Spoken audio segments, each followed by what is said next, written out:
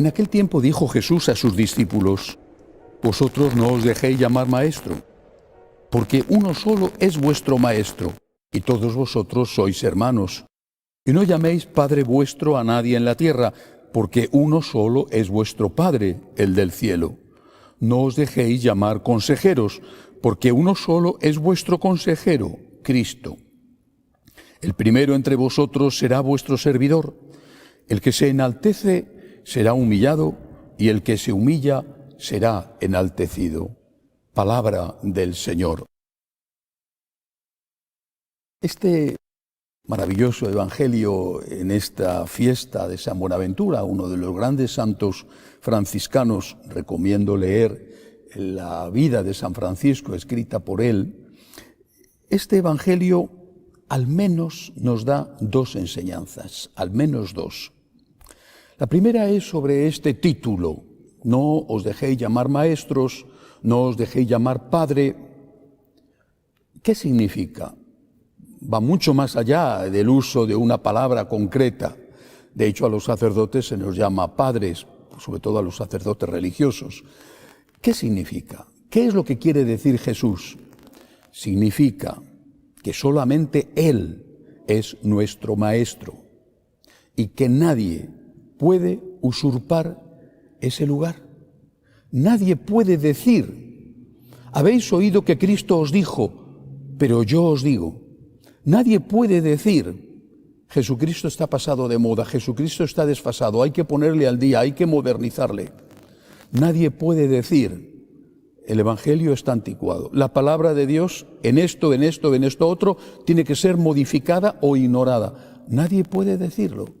Y si alguien lo dice, entonces esa persona, sea quien sea, repito, sea quien sea, en la iglesia o fuera de la iglesia, esa persona está pretendiendo ocupar el lugar de Cristo.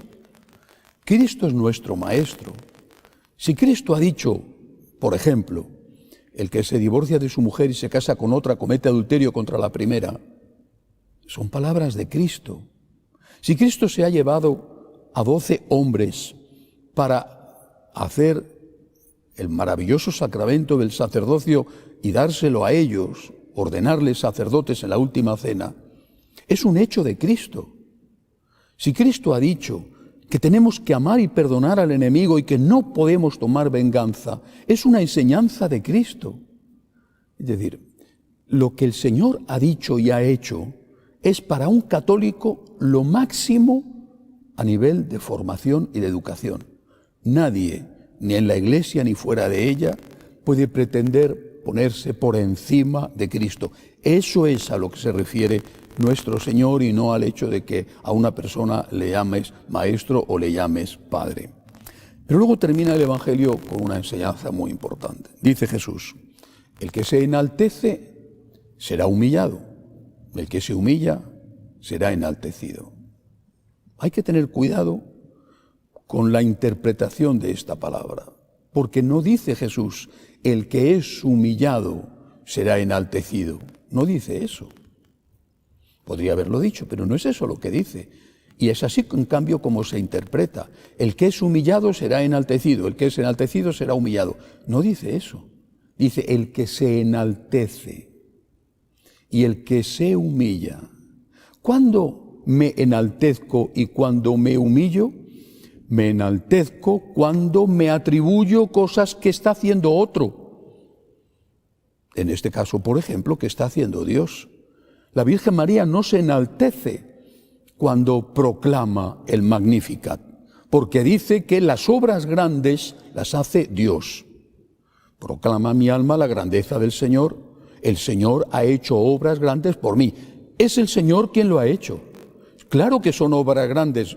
La más gran obra, el nacimiento del Redentor, es el Señor quien lo ha hecho, con la colaboración de ella, naturalmente. ¿Y quién es el que se humilla?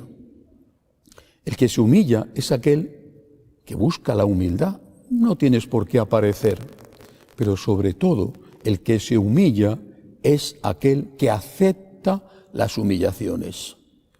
Dicen que la humildad no hay que buscarla, dicen, porque viene sola.